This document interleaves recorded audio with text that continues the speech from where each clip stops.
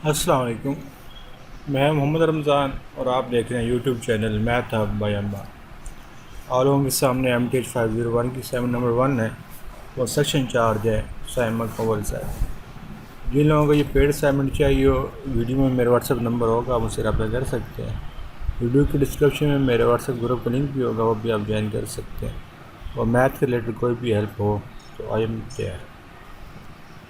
Start करते हैं। आपके पास क्वेश्चन नंबर 1 है, इसकी लास्ट डेट 20 मई है। Whether the following system has trivial solution और नॉन ट्रिवियल सोल्यूशन। आपको 3 इक्वेशन दी गई हैं और आपने बताना है कि इसकी सोल्यूशन है वो ट्रिवियल है या नॉन ट्रिवियल है। वैसे तो देखने से ऐसे ही लग रहा है कि 3 इक्वेशन है, 3 वेरिएबल हैं, सोल्यूशन ट्रिवियल होना चाहिए और सॉरी नॉन ट्रिवियल होना चाहिए। सॉल्व करते हैं हम x1 x2 एंड x3 की आंसर निकालते हैं। तो ये मैंने इनको इक्वेशन के नाम दे दिए हैं। यहाँ पर मैंने कहा है 2 from 3 सब्ट्रैक्ट 2 from 3, 3 में से 2 को सब्ट्रैक्ट करेंगे, आपके पास x3 0 आ जाएगा। अब x3 की वैल्यू इक्वेशन नंबर 1 और इक्वेशन नंबर 2 में पुट करेंगे तो आपके पास x1 भी 0 आ जाएगा और x2 भी 0 आ जाएगा। अब क्योंकि तमाम वेरिएबल के आंसर 0 आ गए हैं, इसलिए जो सोल्यूशन है वो ट्रिवियल है, नॉन ट्रिवियल नहीं है। और किसी एक का भी आंसर जो है वो नॉन ज़ीरो आता देन हम कहते हैं आपका सोल्यूशन जो है वो नॉन ट्रिवियल है।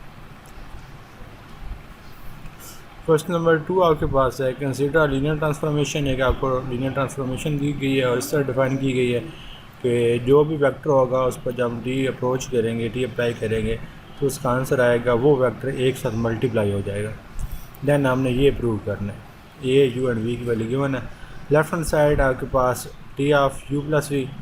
तो डिफ़ाइन कैसे है कि जब भी हमने टी अप्लाई करना है तो जो भी अंदर वेक्टर होगा उसके साथ ए मल्टीप्लाई हो जाना है। इस साथ ए मल्टीप्लाई हो गया। अब वैल्यूज़ पुट कर दी ए यू एंड वी की, इन दोनों को ऐड कर लिया, आंसर आ गया। और फिर मल्टीप्लाई किया तो आपके पास 15 0 आंसर आ गया। अब राइट हैंड साइड देखते हैं। राइट हैंड साइड आपके पास है T of u plus T of e. जब यू पर टी अप्लाई होगा तो ये ए यू हो जाएगा और जब वी पर टी अप्लाई होगा तो ये ए वी हो जाएगा। फिर हमने ए यू ए एंड वी की वैल्यू पुट की, मल्टीप्लाई करने के बाद ऐड किया तो देखा हमने दोनों साइडें इक्वल आई हैं। Left hand side equal to right hand side होगा। क्वेश्चन नंबर 3 आपके पास है, अगर ए एंड बी इक्वल हैं, दो मैट्रिक्स इक्वल हैं तो हमने एक्स एंड वाई की वैल्यू फाइंड करनी है।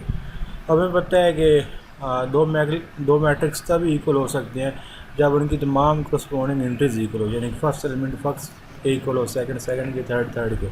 अब क्योंकि यहाँ पर उन्होंने खुद कहा है कि इक्वल है, इस मीन के ए का जो थर्ड एलिमेंट है, थर्ड एंट्री है, वो बी की थर्ड एंट्री के इक्वल होगी। तो हमने लिख लिया x + 1 = 3 - x।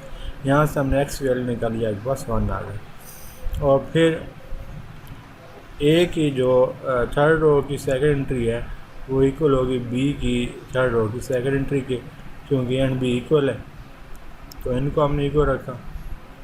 यहाँ से हमारे पास y का आंसर आ गया 3। क्वेश्चन नंबर 4 आपके पास है, solve the following system of linear equation using inversion method. Inverse method लगाकर हमने सोल्व करना है। आपको इक्वेशन दी गई हैं तो हमने पहले इनको मैट्रिक्स फॉर्म में लिख लिया है। यहाँ पर x कोफिशिएंट 1 है, x1 का कोफिशिएंट 1 है, x2 का भी 1 है, इसलिए फर्स्ट वो 1 1 आ गए। और सेकंड में x1 का कोफिशिएंट 0 है और x2 का -5 है, इसलिए ये 0 -5 आ गए। वेरिएबल आपके पास x1 इन्वॉल्व हो रहे थे। अब b क्या होता है, जो इक्वल की दूसरी तरफ वैल्यू होती है वो b होता है। हमने a का डिटर्मिनेंट निकाल लिया और इसका अर्जेंट भी निकाल लिया। अब इन्वर्जन मेथड के मुताबिक x इक्वल टू होता है a इन्वर्स b के, और a इन्वर्स ए का मल्टीप्लिकेटर इन्वर्स किसकी इक्वल होता है, urgent of A over A determinant, और बी एज इट इज़ आ गया। वैल्यूज़ पुट की, इन दोनों को मल्टीप्लाई कर लिया मैट्रिक्स को और फिर 5 से हमने डिवाइड करा दिया। x की वैल्यू पुट कर ली तो x1 इक्वल है 21/5 की एंड x2 इक्वल है -1/5 की। ये आपके पास था क्वेश्चन नंबर 4 और ये असाइनमेंट थी आपकी साइमा कंवल साहिबा की। उम्मीद है आपको समझ आई होगी। फिर भी कोई इशू हो तो आप कमेंट सेक्शन में या व्हाट्सएप पे मुझसे डिस्कस कर सकते हैं। अगर वीडियो अच्छी लगी हो तो वीडियो को लाइक एंड चैनल को सब्सक्राइब करें। अपना बहुत सा ख्याल रखिएगा। Thank you. अल्लाह हाफिज़।